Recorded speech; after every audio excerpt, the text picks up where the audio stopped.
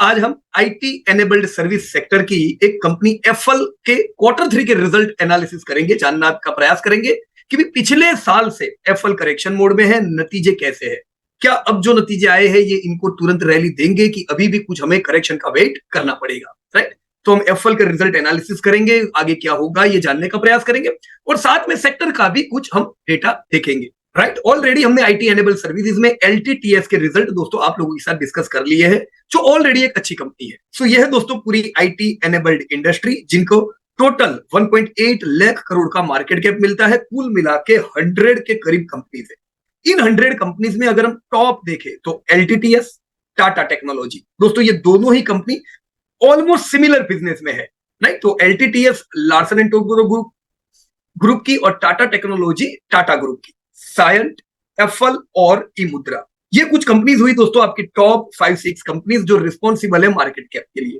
दोस्तों sales wise देखें तो LTTS, BCG, B box, Cyient, Tata Technologies को टर्नओवर मिलता है, पर फिर भी क्यों कुछ कंपनी इनमें से ऐसी है जिनको मार्केट कैप नहीं मिलता है, उसके पीछे भी कई कारण होते हैं। जैसे बीसीजी को मार्केट कैप नहीं मिलता है जो धंधा करता है उसके हिसाब से, तो क्या नेगेटिविटी है। और क्यों कुछ कंपनी जैसे एफएल जैसी कंपनी, की मुद्रा जैसी कंपनी जो है टर्नओवर वाइज छोटी पर उसको बड़ा मार्केट कैप मिलता है। दोस्तों कारण होते हैं या तो ग्रोथ अच्छा हो या क्वालिटी वाइज वो कंपनी अच्छी हो। इन्वेस्टर को जब लगता है कि यहाँ पे मुझे सस्टेनेबल अर्निंग मिलेगी दोस्तों, तो वहां पे मार्केट कैप दोस्तों अच्छा मिलता है।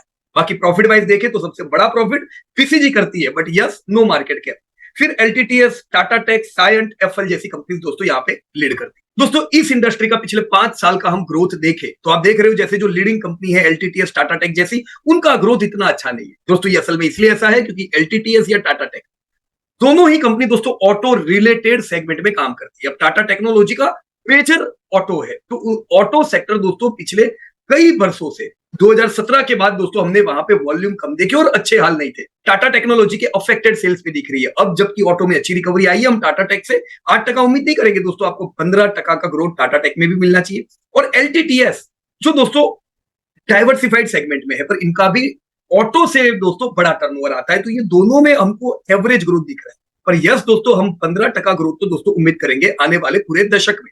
दोस्तों दूसरी कंपनियों में एफएल, अब जैसे एफएल डिजिटल मार्केटिंग में डील करती है, डिजिटल मार्केटिंग में दोस्तों बढ़िया ग्रोथ होना चाहिए और वो आपको दिख भी रहा है दोस्तों। 55% growth is a wonderful growth, right. तो मैं बहुत और नीचे नहीं जा रहा हूं। यस ई मुद्रा भी दोस्तों एक अच्छी कंपनी है जो आपके digital document sign related segment हुआ, तो एक अच्छा सेगमेंट ये भी हुआ दोस्तों। ये साल अगर हम देखें तो दोस्तों ये साल ज्यादातर ग्लोबल इकोनॉमी म्यूटेड होने की वजह से ऐसी कंपनी जिसका इंडिया डोमेस्टिक धंधा ज्यादा है उसको लाभ हुआ, जैसे ई मुद्रा डोमेस्टिक कंपनी हुई दोस्तों। ये यहाँ के बिजनेस से बिजनेस करते तो इनको देखो असर नहीं हुई। बाकी ज्यादातर दूसरी कंपनियां दोस्तों ग्रोथ थोड़ा हल्का हुआ है। अब टाटा टेक में बड़ा है, क्यों, मैंने आपको पहले ही बताया दोस्तों, ऑटो मंदा था तो ग्रोथ अच्छा नहीं था, पर ये साल दोस्तों ऑटो में बढ़िया रिकवरी पाई गई है, तो टाटा टेक में हमने बढ़िया ग्रोथ देखा, राइट। क्वालिटी वाइज देखो तो दोस्तों ज्यादातर कंपनी आप यहाँ पे डेप्ट फ्री पाओगे, क्योंकि ये सब कंपनियों को दोस्तों मेन खर्चा इनका एम्प्लॉय होता है, मैन पावर, इनके ऊपर बहुत ज्यादा डेप्ट होती नहीं है, इनको कोई कैपेक्स नहीं लगाना होता है बड़ा दोस्तों, right. So you can find majority of the companies are डेप्ट फ्री। पर हाँ देखो बी बॉक्स पे बहुत ज्यादा डेप्ट है, वक्रांगी ह्यूज डेप्ट बर्डन के नीचे है दोस्तों, 4 मतलब एकदम डेंजरस। तो ऐसी कंपनियों से दूर रहो। बाकी ज्यादातर आप इसमें फेवरेबल मान रहे हो। हाँ एक एक्सिस केड्स का भी बहुत बुरा हाल है दोस्तों, तो ऐसी कंपनियां बिल्कुल ना लें। आईसीआर देखें तो दोस्तों आईटी की कंपनियों पे भले डेप्ट ना हो, पर उनकी डेप्ट एंड लीज पेइंग कैपेसिटी कम होती है, क्योंकि इनके कॉस्ट में लीज लायबिलिटी बड़ी होती है। तो आप यहाँ पे देखोगे ज्यादातर कंपनियां दोस्तों इतनी फेवरेबल नहीं होती। डेप्ट रेशियो दोस्तों सबका अच्छा है, खाली बी बॉक्स का अच्छा नहीं है, और आप ये वक्रांगी का भी बहुत ज्यादा फेवरेबल नहीं कहोगे, राइट। सो यस दोस्तों जो लीडिंग कंपनीज हुई एलटीटीएस, टाटा टेक, एफएल, इनके ज्यादातर चीजें दोस्तों फेवरेबल है, राइट फ्रेंड्स। अब आज हम दोस्तों एफएल के रिजल्ट देखने वाले हैं। अब एफएल के रिजल्ट बताने से पहले मैं इनका नीश मार्केट बता दूं दोस्तों कि ये लोग प्रॉपर डिजिटल मार्केटिंग में है। So what is digital marketing दोस्तों, अभी तक हम लोग एडवर्टाइजमेंट जनरली किधर देखते थे, वैसे बहुत से मीडिया है, पर बड़ा जो पार्ट था वो न्यूज़पेपर था, चैनल्स थी। जब आप जी टीवी या सन टीवी देखते हो तो अंदर जो एड आती है वो एक बड़ा पोर्शन होता है। अभी दोस्तों दुनिया भर में ये देखा गया है कि प्रिंट मीडिया और ब्रॉडकास्टिंग चैनल का एड स्पेंड कम होता जा रहा है। इसलिए आप देखोगे जैसे सन टीवी का धंधा पिछले 10 साल में खाली 60% से बढ़ा, 5 साल में 6% से, जी टीवी का 5% से, तो ये लोग ग्रोथ नहीं कर पा रहे। क्यों? क्योंकि एड स्पेंडिंग दोस्तों इन पे कम हो रही है।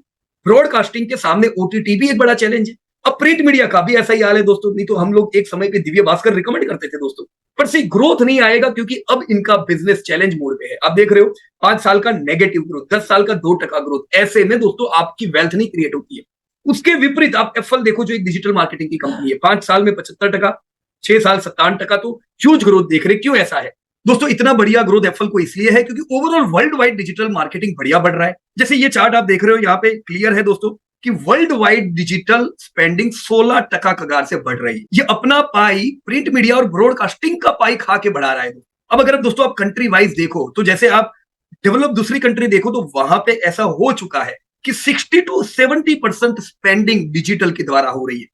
इंडिया में अभी 29% स्पेंडिंग तो होने लगी है डिजिटली, पर धीमे धीमे भारत में भी क्या हो जाएगा दोस्तों, ज्यादातर स्पेंडिंग डिजिटली होगा और बाकी कुछ स्पेंडिंग दोस्तों प्रिंट मीडिया और ब्रॉडकास्टिंग के पास जाएगा। तो इसीलिए दोस्तों एफएल को ग्रोथ तो अच्छा होना है। एफएल किधर फोकस करता है? इंडिया में भी करता है और दूसरी इमर्जिंग इकोनॉमी भी एफएल करता है फोकस, राइट। सो उम्मीद कर सकते हैं यस, एफएल को ग्रोथ दोस्तों अच्छा मिलना चाहिए। अब दोस्तों एफएल का ये डेटा आपके सामने है। जैसे 2018 का मैंने डेटा दिया है दोस्तों, यूजर इन करोड़, 4 करोड़ यूजर थे दोस्तों डिजिटल मार्केटिंग की कंपनियों में। टोटल कितने यूजर कैटर करते हैं, ये एक इंपॉर्टेंट डेटा होता है।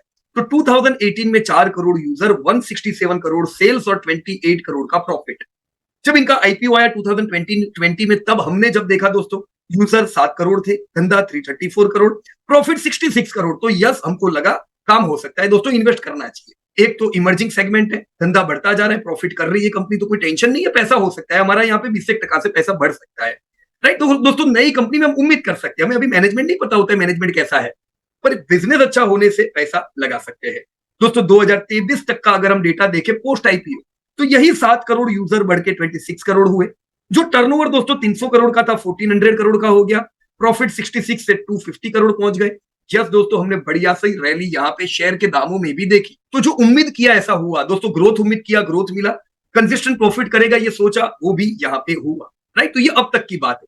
पास देखो ग्रोथ बढ़िया है। अब इतना ज्यादा ग्रोथ आप भविष्य में उम्मीद नहीं कर सकते हो, पर चलो 20% का एक कंजर्वेटिव ग्रोथ तो उम्मीद करेंगे ना ऐसी इमर्जिंग इंडस्ट्री में, राइट। तो यस, ये हमारी उम्मीद है। पर अभी क्या चल रहा है दोस्तों, ये देख लेते हैं। तो यहाँ पे मैंने दोस्तों करंट ट्रेंड दी हुई है। देखो पिछले साल का भी ग्रोथ अच्छा था 33 का, पर पिछले साल प्रॉफिट टूटे हुए थे। 33% सेल्स ग्रोथ के सामने प्रॉफिट इतने बढ़िया नहीं थे, खाली 14% थे, और पी पिछले साल 54 का था। तो बैलेंस नहीं है दोस्तों। हमने ऑलरेडी पिछले साल से ही एप्पल को करेक्शन में देखा। अब ये साल की शुरुआत से ही जब हम देख रहे हैं दोस्तों कि ग्रोथ म्यूटेड होता जा रहा था 33%, और हम जैसे 20% उम्मीद करते हैं, 20 तो है नहीं, क्वार्टर वन में 17 था। तो इंटरनेशनल मार्केट में जो कमजोरी थी दोस्तों, उसकी इफेक्ट यहाँ पे आ रही थी। और यस, हमने देखा एप्पल का international market in fact decline growth में था।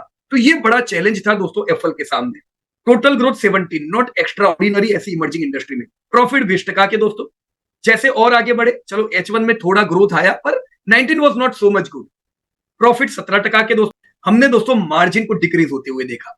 अब अभी जो रिजल्ट आए 9 मंथ यानी Q3 जब एड हुआ, तो Q3 क्या कमाल लेके आया है दोस्तों। यहाँ पे लेट मी शो यू, मैंने प्रॉपर रिजल्ट का एनालिसिस किया है।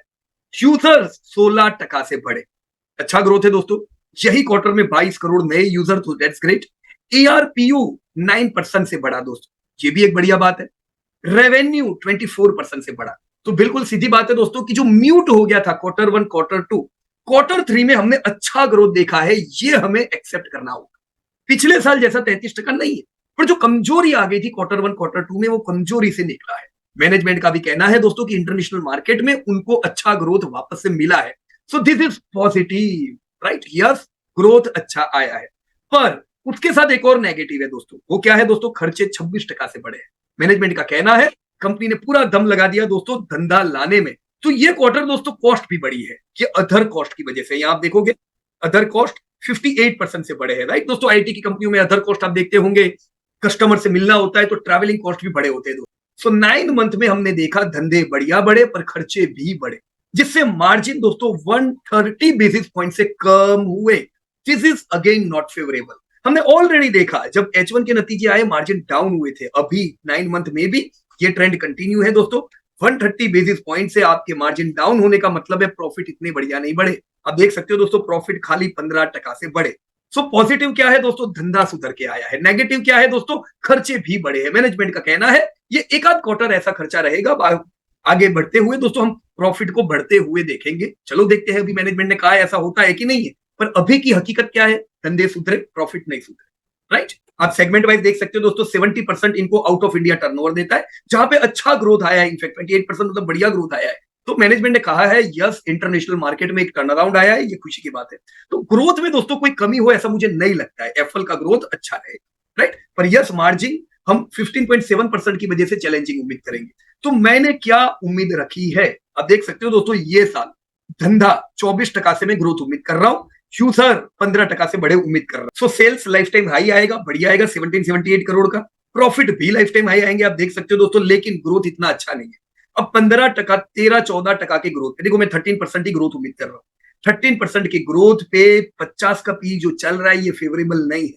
तो गिरावट अभी भी आप कंटिन्यू उम्मीद कर सकते हो दोस्तों, ट्रेंड नेगेटिव रह सकता है। ये नेगेटिव ट्रेंड में हम एसआईपी कर सकते हैं, ऐड जरूर कर सकते हैं, राइट, क्योंकि धंधे अच्छे हैं, कोई दिक्कत की बात नहीं। जैसे ही प्रॉफिट सुधरेंगे आप देखोगे एफएल रैली करेगा, राइट। तो पैग रेशियो भी इसी वजह से दोस्तों फेवरेबल नहीं है।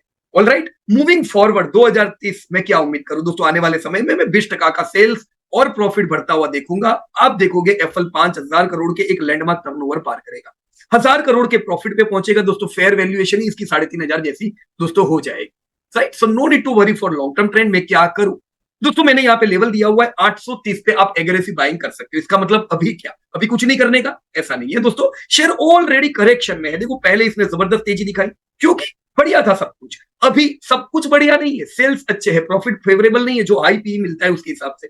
सो share is in correction, no need to worry.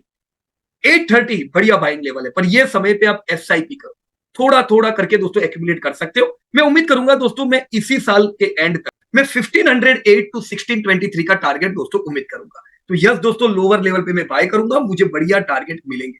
आने वाले समय में मैं मल्टी ईयर रैली यहां से उम्मीद कर सकता हूं, मुझे कंसिस्टेंट प्रॉफिट मिल सकते हैं, right friends. So this was all about your FL fundamentals and technicals, दोनों की दोस्तों हमने बात की। आई होप क्वेरी दोस्तों आपकी होगी वो क्लियर हुई होगी।